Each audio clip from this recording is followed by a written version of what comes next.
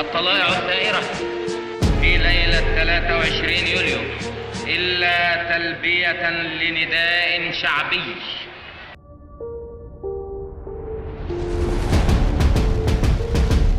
وهذا هو الذي يعطي يوم 23 يوليو معناه الأكبر.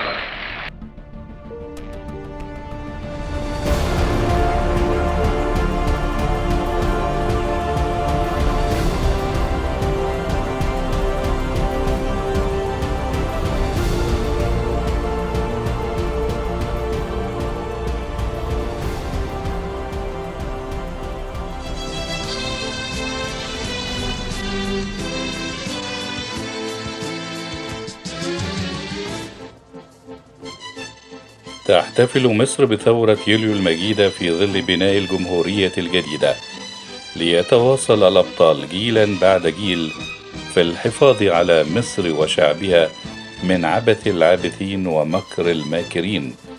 ففي عام 1952 ما زلنا نتذكر أبطال الجيش المصري العظيم الذين تحركوا ضد الحكم الملكي ووقفوا له بالمرصاد، حيث تحرك آنذاك ضباط جيش مصريون ينتمون لتنظيم الضباط الأحرار في 23 يوليو 1952.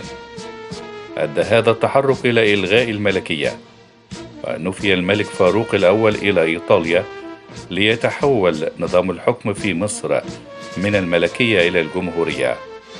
وقد عرف هذا التحرك في بدايته باسم الحركة المباركة، ثم بعدها أطلق عليه ثورة 23 يوليو التي نحن بصددها الآن، ونحتفل بها وبرجالها البواسل الذين حملوا الأمانة وحافظوا عليها آمنة مطمئنة إلى يومنا هذا. احنا الضباط الأحرار من الجيش المصري الجبار، هنسطر مجدك يا بلدنا ونحول لياليك نهار. الضباط الأحرار من الجيش المصري الجبار، هنسطر مجدك يا بلدنا ونحول لياليك نهار. كان للضباط الأحرار بيانا ناشدوا فيه المصريين بنتائج تحركهم، كان نصه كالتالي: من اللواء محمد نجيب القائد العام للقوات المسلحة إلى الشعب المصري الأصيل: تفشت عناصر الفساد في مرافق الدولة بدرجة خطيرة، وتآمر الخونة على جعل مصر بدون جيش كامل التسليح. وتولى أمرنا داخل الجيش رجال نثق في قدرتهم وفي خلقهم وفي وطنيتهم. كان الغزاة الأجانب يحتلون على أرضه وبالقرب منها القواعد المدججة بالسلاح ترهب الوطن المصري وتحطم مقاومته.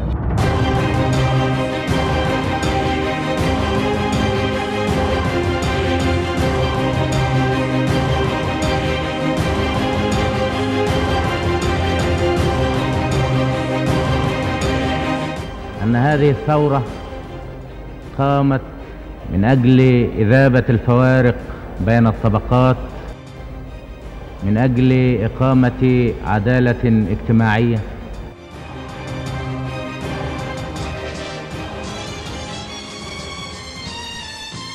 بها صارت مصر قائدة رايتها مرتفعة براقة تسلمها الأيادي الأمينة جيلا بعد جيل في أمن وأمان.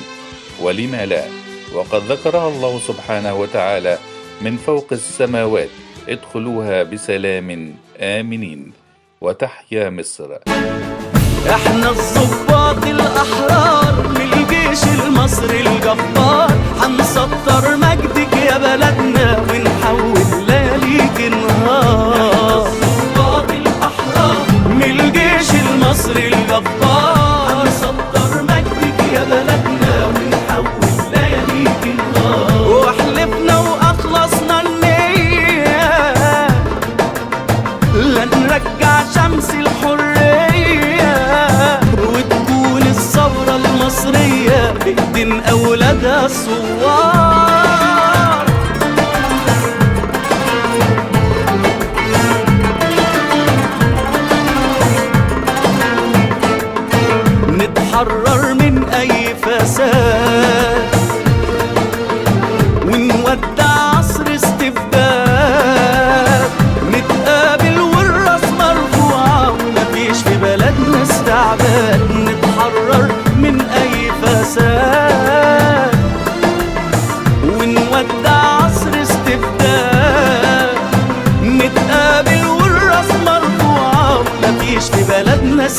الشباب، وحلفنا وأخلصنا النية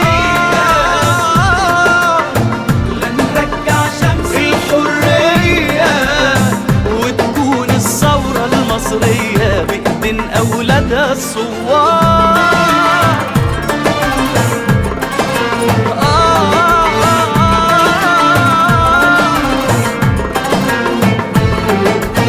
الناس في حقوقهم سواسية، تجمعنا الراية المصرية، والحق هيرجع لاصحابه وهتبقى عدالة اجتماعية. حلفنا وأخلصنا النية نرجع شمس الحرية، وتكون الثورة المصرية بإيدين أولادها الثوار. الجيش والشعب كيان واحد، مارد عالظالم والجاحد، وايديهم في ايدين بعضيهم، مصالحهم ووطنهم واحد. الجيش والشعب كيان واحد، مارد عالظالم والجاحد، وايديهم في ايدين بعضيهم، مصالحهم ووطنهم واحد. حلفنا وأخلصنا النية لنرجع شمس الحرية، وتكون الثورة المصرية بإيدين أولادها الثوار. الجيش المصري هنصدر مجدك يا بلدنا، ونحول لياليك النهار، واحنا الظباط